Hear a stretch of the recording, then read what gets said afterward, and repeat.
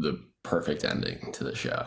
Mark Barger, NBC News. NBC4 News at 5 starts with breaking news.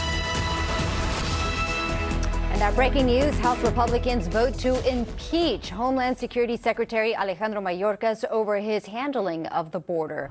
This makes him only the second cabinet member to be impeached in U.S. history. Good evening, everyone. I'm Annabelle Sedano. And I'm Colleen Williams. The last time something like this happened was nearly 150 years ago.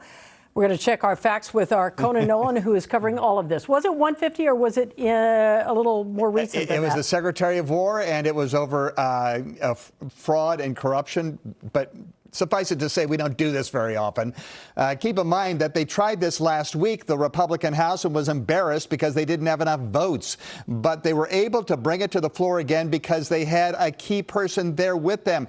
Here's his picture. Steve Scalise, a Republican member of the House of Representatives, a member of the leadership from Louisiana. He has a blood condition, cancer. He had treatment. He was on the floor today, and as a result, he was able to cast that ballot. Look at that narrow majority, 214 to 213, barely getting a majority on the floor, and that depends on how many people actually show up. Mayorkas, who went to Loyola Law School, he's a former U.S. attorney in Los Angeles. He's being blamed by Republicans for this, the crisis at the border. They believe the Secretary of Homeland Security has it within his power to section off the border, even perhaps close the border, and change the rules as relates to asylum. The Secretary said he didn't have that power. He was operating under the jurisdiction or the desires of the White House.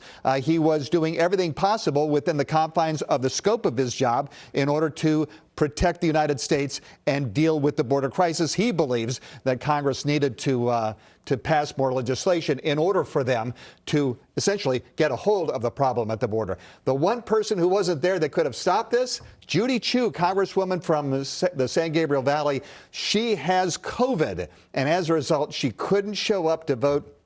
Had she been able to do that, they would have had a second defeat because it would have been tied. But because it's, there's a lot of members of Congress, and health always plays a role, especially when it's that close. Conan, a lot of people hear the word impeachment, they think he's out. Yeah, but there's right. a whole process. Explain that. Yeah, glad you brought that up. Impeachment essentially means it's an indictment. Means we have indicted this person. Now he is going to be tried in the courtroom of the United States Senate. That's not going to happen. It happened with Bill Clinton. It happened, of course, with Donald Trump twice.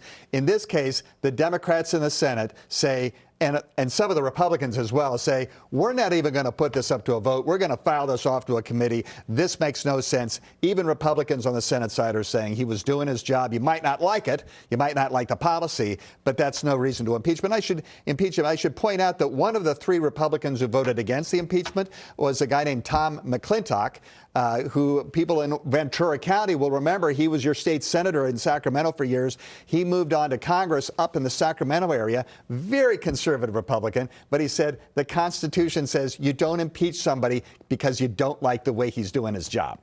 It really does show you the divide, though. Oh, completely. In Washington. Yep. All right. So Mayorkas will keep his job. It's almost symbolic. But the Republicans are saying this is sending a message. We need action at the border. All right. Got it. We'll Thanks, continue Conan. to monitor it. Thank you, Conan.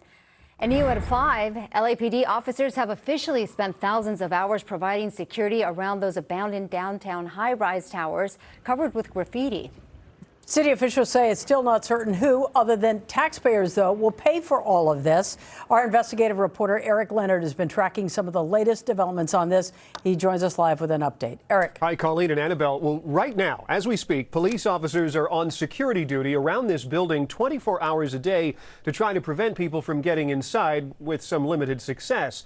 Well, now Chief Michael Moore says the job of security is straining the department's resources. Officers are being moved around and lots of overtime is being spent to try to prevent more people from getting inside.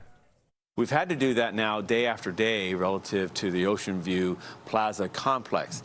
And while it hasn't taken our deployment levels below minimums, minimums are not our optimal deployment number.